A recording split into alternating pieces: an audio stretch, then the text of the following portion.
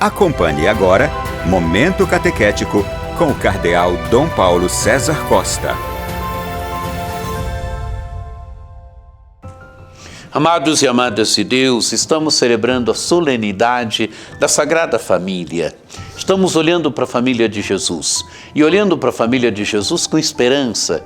Nós abriremos nesse dia, as igrejas do mundo inteiro neste dia 29 de dezembro, estão abrindo o ano jubilar. Papa Francisco já abriu no dia 24 em Roma, na noite de Natal, e as dioceses do mundo inteiro no dia 29, nesse dia, na Sagrada Família, estarão abrindo o ano jubilar.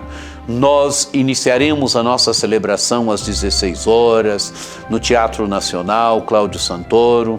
Vamos caminhando até a Catedral, onde depois continuaremos a celebração da Santa Missa. Temos diante de nós um texto tirado do capítulo 2 do Evangelho de São Lucas, dos versículos 41 a 52.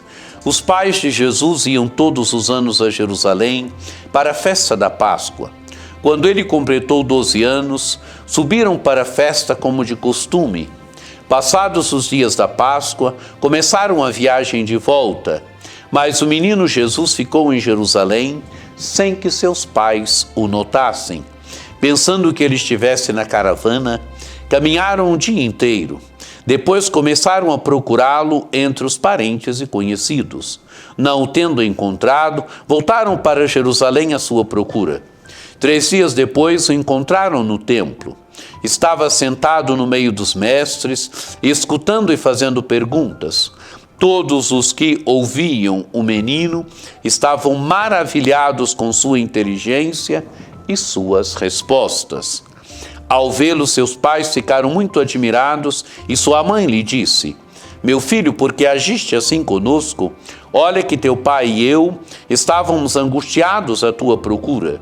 Jesus respondeu: "Por que me procuráveis? Não sabeis que devo estar na casa de meu pai?"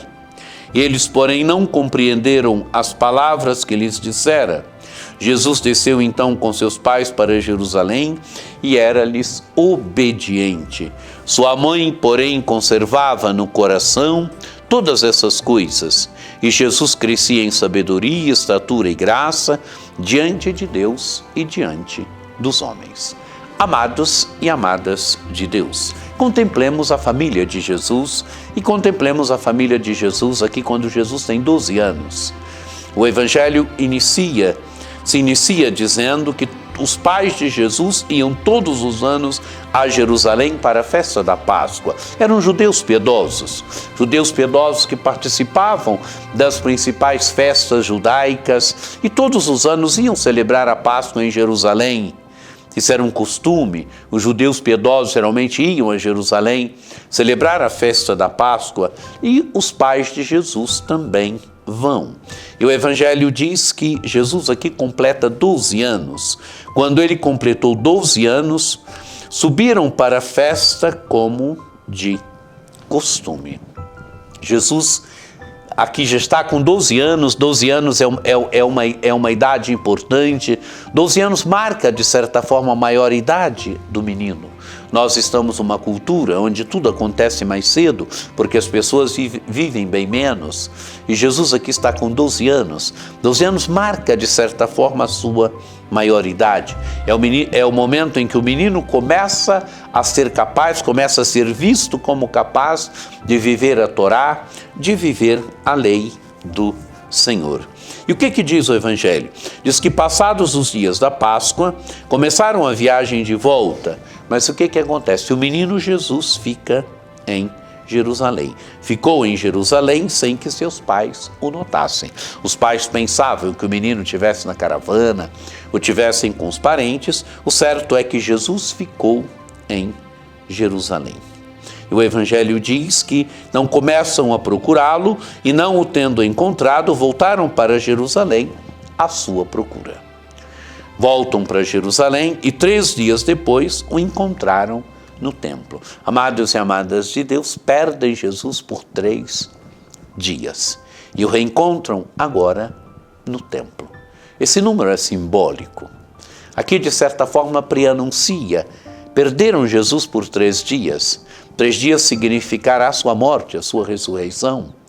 Significará também os 3 dias que não só a família de Jesus perde Jesus, mas onde toda a humanidade perde Jesus, a sua morte. E depois de 3 dias o encontraram no templo. Estava sentado no meio dos mestres, escutando e fazendo perguntas. E o Evangelho mostra a admiração de todos. Todos os que ouviam o menino estavam maravilhados com sua inteligência e suas respostas. Amados e amadas de Deus, uma criança de 12 anos, mas uma criança de 12 anos que já admirava a todos pela sua inteligência, pelas suas respostas. É Jesus, é o Filho de Deus, é o Filho de Deus aqui que está no templo.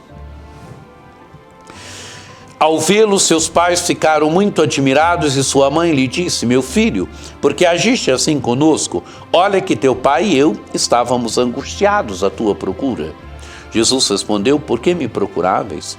Não sabeis que devo estar na casa do meu pai? Amados e amadas de Deus, Jesus fica no templo. Jesus fica na casa do Pai. O templo era a casa do Pai, era a casa de Deus. O templo era lugar, era sinal da habitação de Deus no meio do povo. E Jesus fica no templo. E Jesus mostra aqui uma sintonia com o templo. Por que me procuráveis? Não sabeis que devo estar na casa do Pai? Essa consciência que Jesus tem, que aqui já se manifesta de ser o Filho de Deus. O Filho de Deus que deve estar com o Pai, que deve estar na casa do Pai. E o Evangelho diz: eles, porém, não compreenderam as palavras que Jesus lhes dissera. Jesus desceu então com seus pais para Nazaré e era-lhes obediente. Amados e amadas, Deus não consegue nesse primeiro momento perceber o alcance das palavras de Jesus. Não conseguem perceber o alcance disto que Jesus diz, da sua filiação, da consciência que já começa a emergir naquele menino de que ele é o Filho de Deus. Na consciência que começa a emergir naquele menino já, que deve estar na casa do Pai, que deve estar dedicado às coisas do Pai. O Evangelho diz: Jesus desceu então com seus pais para Nazaré e era-lhes obediente. É o Filho de Deus, é o Filho de Deus que vive na terra, é o Filho de Deus que vive no meio dos homens, que tem também uma família, que tem um pai adotivo, que tem uma mãe. Ele é o Filho. E como é que ele se relaciona com seus pais? É obediente, é um menino que cresce, mas cresce também na obediência. E é obedecendo a seu pai que ele vai aprender cada vez mais a viver totalmente voltado para o Pai do céu.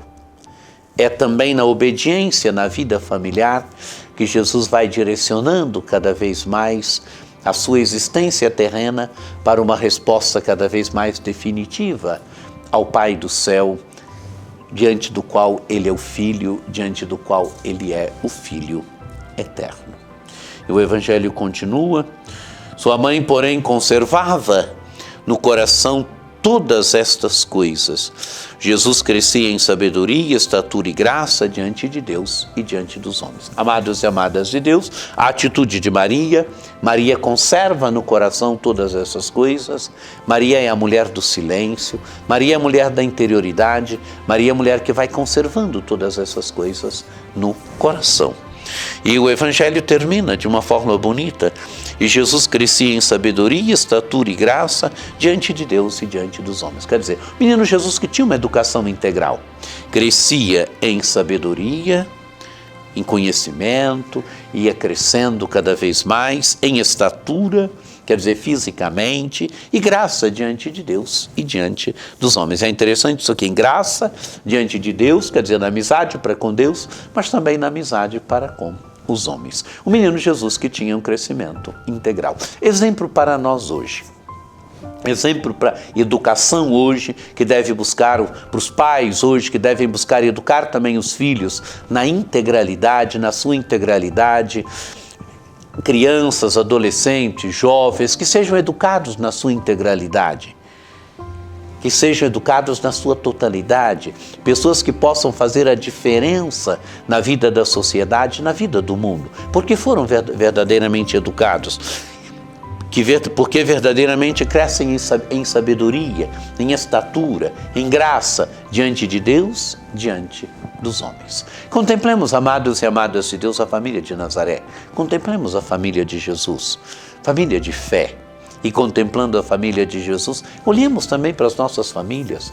Pensamos que as nossas famílias possam ser cada vez mais comunidades de fé, comunidades de amor, comunidades de vida, comunidades onde verdadeiramente o amor de Deus esteja presente, comunidades onde a vida humana nasce, cresce, se desenvolve e tem uma educação integral. Que a família de Nazaré nos ajude, que a família de Nazaré interceda por nossas famílias hoje, que também nossas famílias possam ser comunidade de fé, de amor, de vida.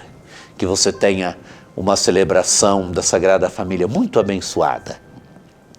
Que por intercessão da Sagrada Família desça sobre vós, sobre nossas famílias, a bênção do Deus Todo-Poderoso, que é Pai e Filho e Espírito Santo. Amém.